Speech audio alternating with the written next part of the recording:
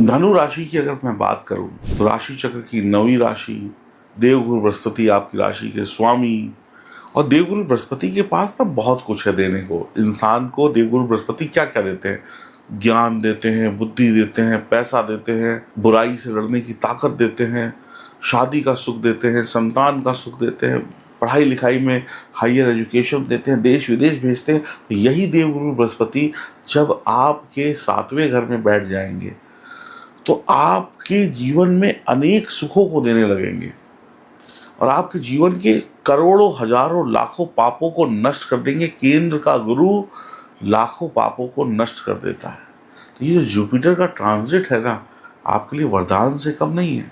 राशि का स्वामी वो भी केंद्र में, और वो यहाँ से बैठकर लग्न को देखेगा। आह, अद्भुत। तो मैं आपको ये कह सकता हूँ कि 7th हाउस का जुपिटर धनु राशि वालों के जीवन में सभी सफलता के दरवाजे खोल देगा। मेरा नाम है एस्ट्रोलॉजर सचिन पंडित। आप देख रहे हैं एस्ट्रो इनवाइट, और इस चैनल पे जो मैं आपको बताता हूँ वो सत्य होता है। तो चैनल से जुड़िए, सब्सक्राइब करिए, बेल आइकन के बटन को दबाइए, अपना प्यार दीजिए। तो केंद्र का जो गुरु है ना, मैंने कहा वो बेहतरीन परिणाम देता है, और धनु राशि का तो स्वामी है, तो व्यापार में बहुत बढ़िया करने वाले हैं। जो लोग नया स्टार्टअप लगाना चाहते हैं, बहुत बढ़िया समय है। जो लोग पुराने व्यापार को फिर से चालू करना चाहते हैं, कोई बंद व्यापार है उसको शुरू करना है, कर लीजिए, शुरू हो जाएगा। जो लोग व्यापार में धोखा खा चुके हैं, घाटा खा चुके हैं, उनका व्यापार अब चल जाएगा। और जो लोग जॉब में तरक्की करना चाहते हैं उनके लिए भी बहुत बढ़िया है। और बिजनेस में एक अच्छी पार्टनरशिप भी हो सकती है। पति पत्नी के बीच थोड़ी बहसबाजी जरूर होगी, किसी बात को लेकर तुनक मिनक चलती रहेगी। ऐसा ही लव पार्टनर के साथ भी हो सकता है, लेकिन इसके बावजूद भी आपकी मैरिड लाइफ में कोई दिक्कत नहीं होगी। लड़ेंगे, झगड़ेंगे, फिर सही हो जाएंगे। हो सकता है जीवन साथी आपका बहुत बिजी हो जाए, आप भी काम करें, आपका जीवन साथी भी अचानक से बोले मुझे भी जॉब करनी है, बहुत बैठ लिए घर पर, तो पति पत्नी दोनों मिलकर कमा सकते हैं। तो इससे पैसा भी आएगा और दोनों लोग बिजी हो जाएंगे, तो एक दूसरे से मिलना जुलना थोड़ा कम हो जाएगा। आप अपने ऑफिस, आप अपने ऑफिस, लेकिन सब कुछ बढ़िया चलेगा। पति पत्नी मिलकर व्यापार चला सकते हैं, या पति पत्नी दोनों अलग अलग जगह पर जॉब कर सकते हैं, सब बढ़िया रहेगा। लेकिन फिर भी कहीं ना कहीं छोटी मोटी नोक झोंक होगी, एक दूसरे पर शक कर सकते हैं, विश्वास की कमी भी देखने को मिलेगी। दोनों पति पत्नी, मैं यही कहूँगा, एक दूसरे पर शक ना करें, बस आगे बढ़ते जाएं अपने काम में। दोनों पति पत्नी के बीच में सुबह लड़ाई, शाम को सुलह भी हो जाएगी। वर्क लोड बढ़ सकता है, इसी वजह से थोड़ा सा मूड खराब रहे। आप ऐसा हो सकता है ना कि जैसे अब आपकी पत्नी भी कमा रही है, अब सुबह आप सो के उठे तो पहले बच्चे को स्कूल भेजना है, तो और फिर वो नाश्ता बनाए, फिर ऑफिस जाए, फिर ये फिर वो, तो आपको करना क्या है? अब मान लीजिए आपका 1 या 2 बच्चे हैं, तो सुबह जब आपकी धर्म पत्नी उठकर बच्चे को तैयार कर रही है, तो आप भी थोड़ी हेल्प कर दें।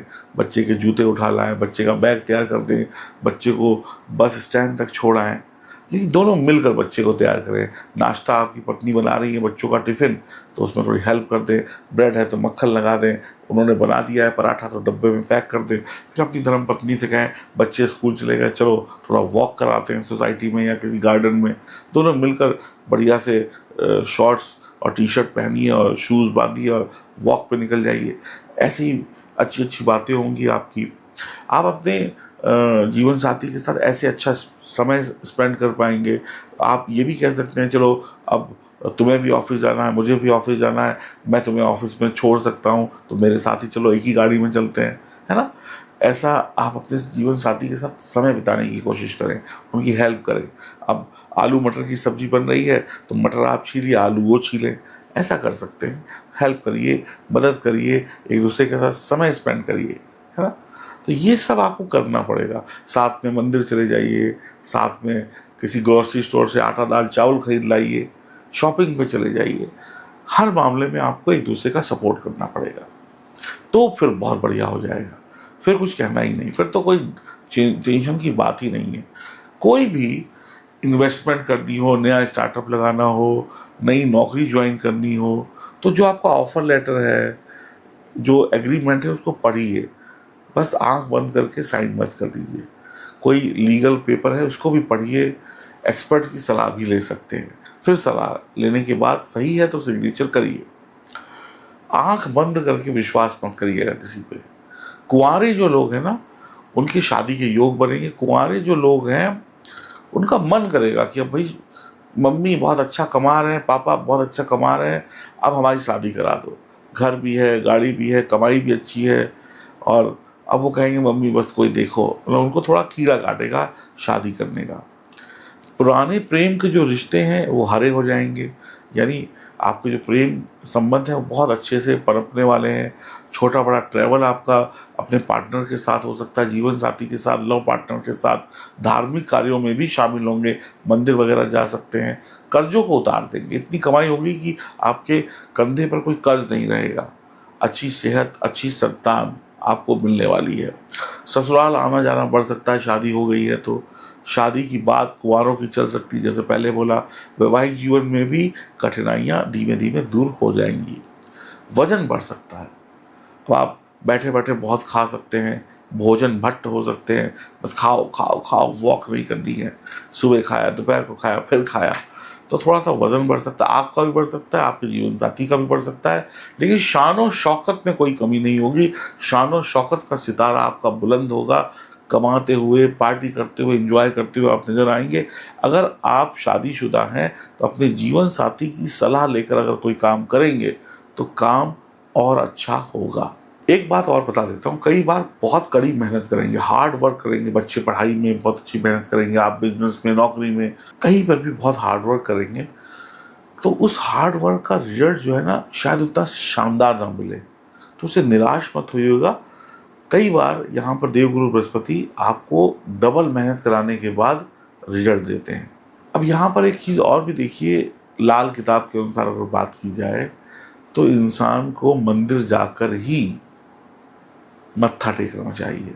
घर पे बहुत ज़्यादा पूजा पाठ नहीं करना चाहिए। मंदिर जाइए, जो घर के आसपास है वहाँ जो साधु संत हैं उनका आशीर्वाद लीजिए। अब आप ये चीज़ समझ लीजिए कि आपकी यात्राएं बढ़ने वाली हैं।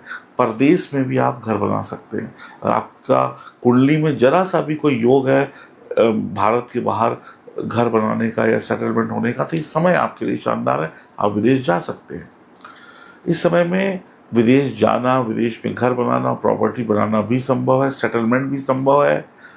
इस समय में आप ये बात मान लीजिए कि आपकी नौकरी और व्यापार में आपको हायर पोजीशन, इंक्रीमेंट, फैसिलिटीज़ सब कुछ मिलने वाली है।